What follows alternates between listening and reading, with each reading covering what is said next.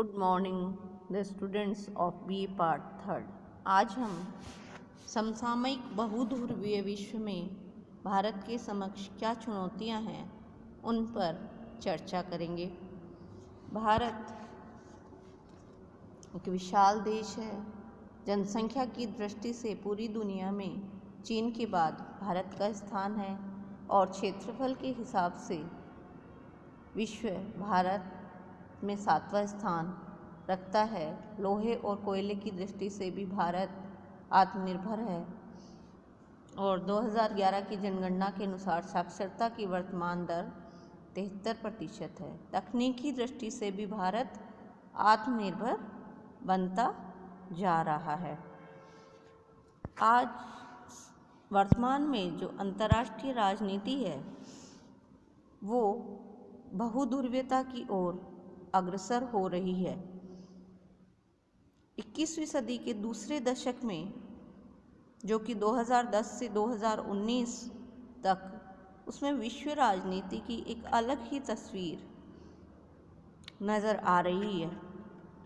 संयुक्त राज्य अमेरिका, जो पहले एक ध्रुवीय विश्व स्थापित करके बैठा था, जिसने एक ध्रुवीय विश्व की अवधारणा को स्थापित किया था, उसके खिलाफ अब उसके वर्चस्ववाद के खिलाफ विश्व में स्वर तेज और मुखर होने लगे हैं और एक ध्रुवीय विश्व की अवधारणा को प्रतिस्थापित करने के लिए बहुध्रुवीय विश्व की अवधारणा जोर पकड़ने लगी है। बहुध्रुवीय विश्व का मतलब विश्व में शक्ति के एक या दो केंद्र ना होकर एक ध्रुवीय में शक्ति का एक केंद्र अमेरिका, जो उससे भी पहले द्वितीय विश्व युद्ध के बाद द्विध्रुवीय थी। उसका मतलब विश्व की राजनीति में दो ध्रुव थे, संयुक्त राज्य अमेरिका और सोवियत संघ, यानी विशाल शक्तियाँ ये दो थी। इनके मध्य दुनिया विभाजित हो गई थी और वर्तमान में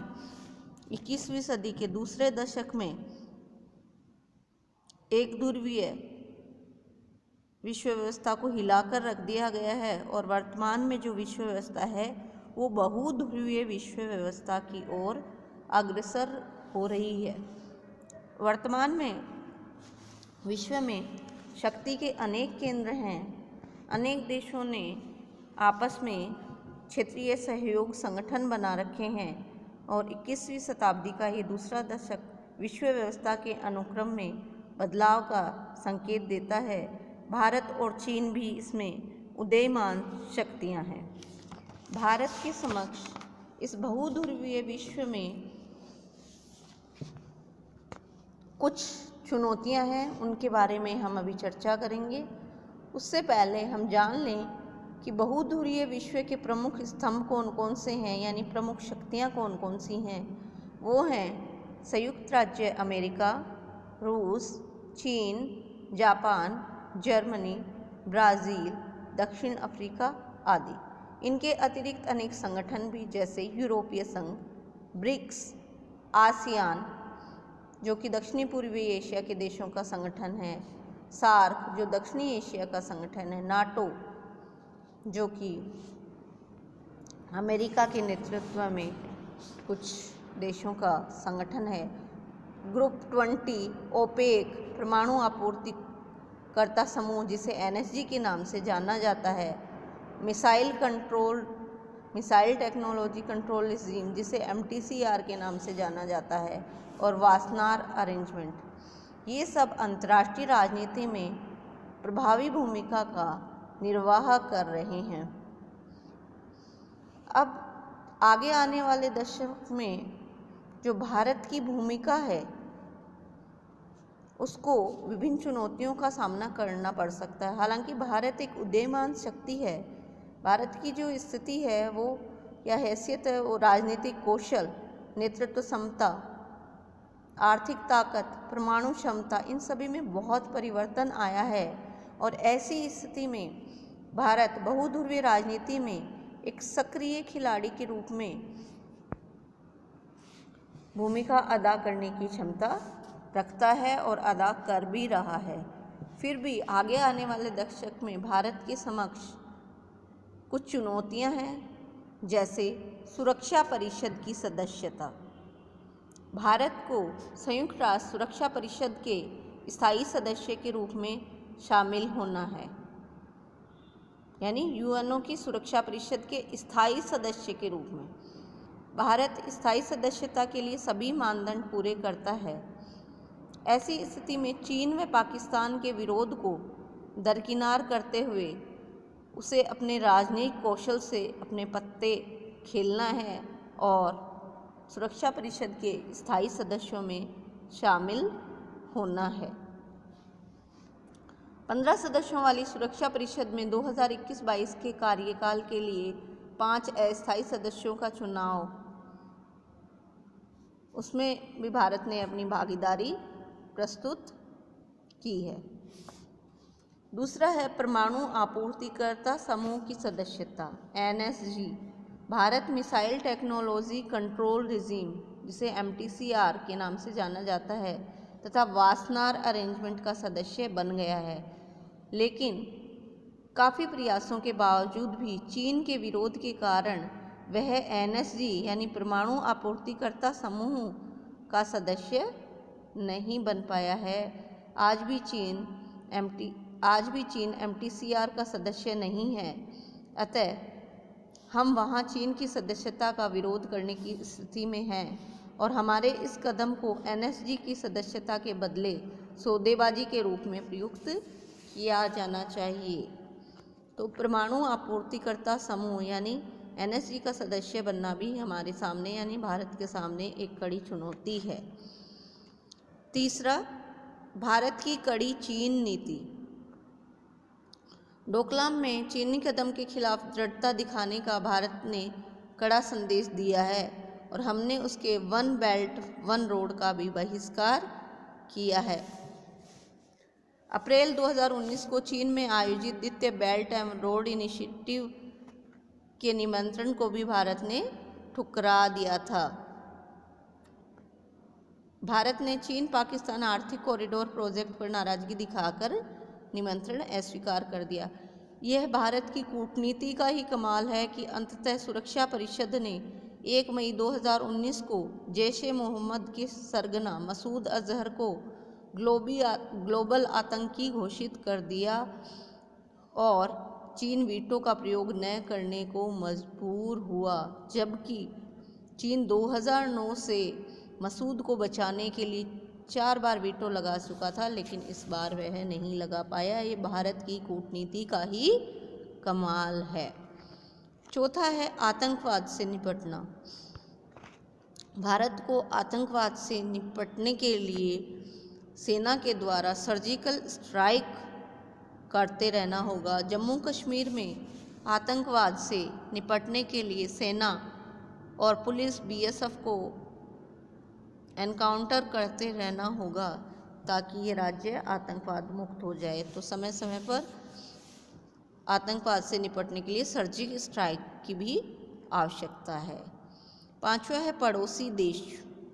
पड़ोसी देशों पे किस प्रकार का प्रभाव चीन का बढ़ता जा रहा है, ये भी भारत के समक्ष एक चुनौती बना हुआ है। भारत के पड़ोसी देश हैं श्रीलंका, नेपाल, इनमें चीन का प्रभाव बढ़ता जा रहा है। श्रीलंका ने अपना एक बंदरगाह जिसका नाम है हम्बनटोटा, वो चीन को लीज पर दे दिया है, जिससे भारत की सुरक्षा को खतरा हो सकता है। इसलिए भारत को पड़ोसी देशों पर भी विशेष ध्यान देना है और उन पर बढ़ते हुए चीन के प्रभाव को रोकना है। नेक्स्ट है जलवायु परिवर्तन का मुद्दा। जलवायु परिवर्तन भी एक प्रमुख चुनौती है। जलवायु परिवर्तन का जो सम्मेलन में भारत को सक्रिय भूमिका अदा करनी चाहिए। पेरिस जलवायु परिवर्तन सम्मेलन जो कि नवंबर-दिसंबर 15 में हुआ था 2015 में, उसमें प्रधानमंत्री नरेंद्र मोदी की महत्वपूर्ण और प्रभावी भूमिका रही। उन्होंने वन क्षेत्र बढ़ाने पर जोर देते हुए 2030 तक 30 से 35% कार्बन उत्सर्जन कम करने का आह्वान किया था। नेक्स्ट जो प्रमुख चुनौती या दिशा है भारत के समक्ष वो है आसियान देशों के साथ घनिष्ठ संबंध। आसियान देश कौन कौन से हैं? दक्षिण पूर्वी एशिया के 10 देश हैं जिन्होंने एक संगठन बनाया हुआ है। 1967 में ये संगठन बना था, जिसमें Indonesia, Malaysia, Philippines, Singapore, Thailand, Cambodia, Brunei, Vietnam, Laos आदि देश हैं। और आसियान शिखर सम्मेलन में भी भारत उसके आयोजन का भी विशेष महत्व रखता है और आसियान भारत शिखर सम्मेलन का भी आयोजन विशेष महत्व रखता है। प्रधानमंत्री नरेंद्र मोदी की लुक ईस्ट पॉलिसी यानी पूर्व की ओर देखो नीति को एक्ट ईस्ट पॉलिसी में बदल दिया गया है। ये भी एक महत्वपूर्ण कदम है आसियान देशों के साथ घनिष्ठ संबंध स्थापित करने का। और आसियान देशों को गणतंत्र दिवस पर भी भारतीय प्रधानमंत्री नरेंद्र मोदी ने आमंत्रित किया। ये भी एक महत्वपूर्ण कदम है घनिष्ठता बढ़ाने और मित्रता बढ़ाने की दिशा में। अगला है व्यापार युद्ध। अमेरिका और कुछ चीन ने भारत के साथ व्यापार युद्ध शुरू कर दिया है। राष्ट्रपति ट्रंप ने भारत के साथ व्यापार युद्ध प्रारंभ कर दिया था। ट्रंप ने भारत से आयात होने वाले इस्पात और एल्यूमिनियम पर 9 मार्च 2018 को ही भारी कर लगा दिए थे। बदले में भारत ने भी अमेरिका से आयात होने वाली 29 वस्तुओं पर आयात कर बढ़ाने का निर्णय लिया है। तो व्यापार युद्ध भी एक महत्वपूर्ण चुनौती है भारत के समक्ष महत्वपूर्ण शक्ति बनने में। नेक्स्ट है ईरान पर प्रतिबंध। अमेरिका ने ईरान पर प्रतिबंध लगा दिए और अमेरिका ने भारत और अन्य देशों से ईरान से कच्चे माल का आयात बंद करने को कहा है, जबकि भारत के लिए ईरान का काफ़ी महत्व है। भारत की हमेशा से ईरान से मित्रता रही है, वह उससे कच्चा तेल भी प्राप्त करता रहा है। इराक और सऊदी अरब के बाद ईरान भारत का तीसरा बड़ा तेल आपूर्ति करता है। तो इस प्रकार यह भी भारत के समक्ष बहुध्रुवीय विश्व में एक बड़ी चुनौती है। और इसके अतिरिक्त एक महत्वपूर्ण अन्य चुनौती भारत के सामने ये भी है कि वह रूस और अमेरिका दोनों से संबंध स्थापित करके चले और संबंधों में कटुता ना आए, क्योंकि भारत के समक्ष दोनों महाशक्तियों के साथ संतुलन बनाकर चलने की चुनौती है। भारत दुनिया का सबसे बड़ा हथियार आयातक देश है और रूस व अमेरिका से सर्वाधिक हथियार खरीदता है और रूस और अमेरिका के संबंधों में आपस में कटुता है। आप सब लोग जानते ही हो कि रूस और अमेरिका एक दूसरे से कटुता का भाव रखते हैं, दोनों की शत्रुता है। तो ऐसे में भारत के लिए चुनौती क्या है? दोनों महाशक्तियों के बीच संतुलन बनाकर रखने की चुनौती भारत के समक्ष है इस बहुध्रुवीय विश्व में। और चीन के द्वारा भारत को घेरा जाना ये भी एक महत्वपूर्ण चुनौती बना हुआ है। डोकलाम के बाद चीन भारत के लिए सबसे बड़ी चुनौती है। उसने भारत को घेरने के लिए नेपाल, श्रीलंका, मालदीव, बांग्लादेश आदि में अपना वर्चस्व स्थापित करने का प्रयास भी किए हैं। श्रीलंका में उसने एक बंदरगाह भी लीज पर ले लिया है। पाकिस्तान चीन की छत्रछाया में ही भारत में आतंकवाद को फैला रहा है और आतंकवादी गतिविधियों को अंजाम दे रहा है। ऐसी स्थिति में चीन को साधना भारत की विदेश नीति के सामने एक बड़ी चुनौती है। इस प्रकार बहुध्रुवीय विश्व के समक्ष ये कुछ महत्वपूर्ण चुनौतियां हैं भारत के सामने, जिनको हैंडल करते हुए भारत को बहुध्रुवीय विश्व में एक बड़ी शक्ति के रूप में अपने आप को स्थापित करना है। धन्यवाद।